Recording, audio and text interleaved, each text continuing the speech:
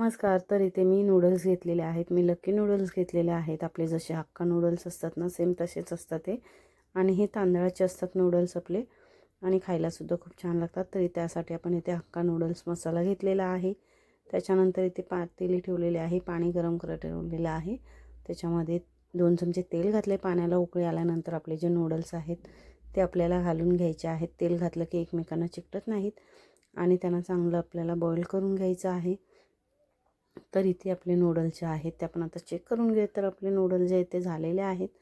तर आपण ते एका चाळणीमध्ये काढून घेऊयात. त्यानंतर इथे कढई तापत ठेवले, तेल घातले. तेल चांगलं गरम झाल्यानंतर मिडियम साईजचे 3 कांदे बारीक कापून घेतलेले आहेत. तर आपण आता कांदा आपला घालून घेऊयात आणि कांदा जो आहे तो आपल्याला चांगला असा गुलाबी करून घ्यायचा आहे. जास्त एकदम भाजायचा नाही आहे.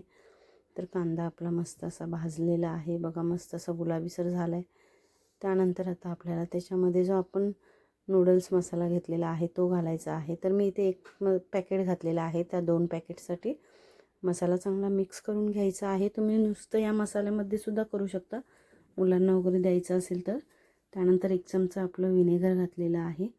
व्हिनेगर घालून घ्यायचं आहे. त्यानंतर इथे मी थोडंसं रेड चिली सॉस घातलेला आहे. 1 चमचा आपलं जे पॅकेट पाऊचमध्ये येतं तो वाला आणि 1 पाऊच म्हणजे 1 चमचा इतकं मी आपलं सोया सॉस घातलेला आहे.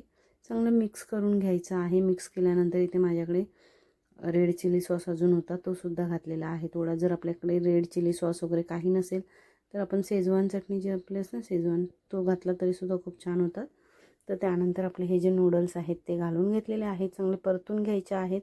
जर तुम्हाला आणि हे ना चवीनुसार मीठ घातलेलं आहे. मीठ जे आहे ते आपल्या मसाल्यांमध्ये सुद्धा आहे, त्यामुळे मीठ घालताना आपल्याला थोडंसंच घालायचं आहे. तर बघा मस्त असे आपले नूडल्स तयार झालेले आहेत.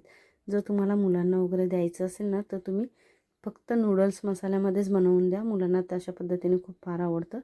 तर तुम्हाला व्हिडिओ कसा वाटला कमेंट करून नक्की सांगा.